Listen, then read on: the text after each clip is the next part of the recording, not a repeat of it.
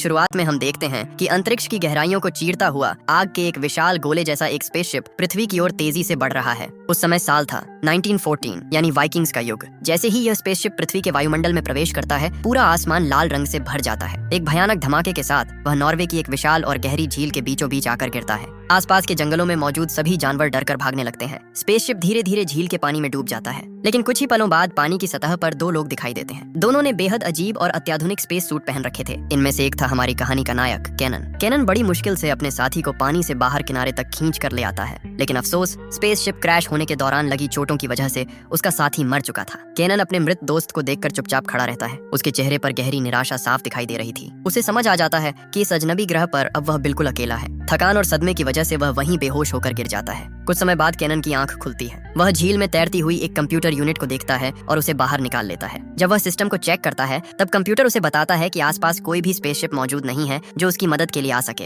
इसका मतलब साफ था, इस ग्रह से निकलने का अब कोई रास्ता नहीं बचा था। कैनन समझ जाता है कि अगर उसे यहाँ जिंदा रहना है तो उसे इस दुनिया के लोगों और उनकी भाषा को समझना होगा। वह अपने कंप्यूटर की मदद से एक बेहद दर्दनाक प्रक्रिया शुरू करता है। उस प्रक्रिया के दौरान इस ग्रह की भाषा, संस्कृति और ज्ञान सीधे उसके मस्तिष्क में डाउनलोड किया जाता है। यह प्रक्रिया इतनी दर्दनाक थी कि उसे देखकर ही अंदाजा लगाया जा सकता था कि कैनन कितनी तकलीफ सह रहा है। इसके बाद वह अपने टूटे हुए स्पेसशिप के मलबे से कुछ जरूरी सामान इकट्ठा करता है। उसे एक खास तरह की बंदूक भी मिलती है। खुशकिस्मती से वह अभी भी काम कर रही थी। कैनन फैसला करता है कि अब उसे आगे बढ़ना होगा। सबसे पहले वह अपने मृत साथी को पत्थरों से एक सम्मानजनक कब्र देता है। भले ही वह किसी दूसरे ग्रह का निवासी था, लेकिन उसकी भावनाएं बिल्कुल इंसानों जैसी थीं। जंगल के बीच से चलते हुए कैनन आखिरकार एक गांव के पास पहुंचता है, लेकिन वहां पहुंचकर वह हैरान रह जाता है। पूरा गांव तबाह हो चुका था। घर जल चुके थे। चारों तरफ मौत और बर्बादी का माहौल था। सबसे अजीब बात यह थी कि वहां किसी तलवारबाजी या युद्ध के निशान नहीं थे। ऐसा लग रहा था जैसे किसी विशाल दानव या जंगली राक्षस ने पूरे गांव को नष्ट कर दिया हो। यहाँ तक कि गांव के पास पड़ी एक विशाल व्हेल की लाश देखकर भी अंदाजा लगाया जा सकता था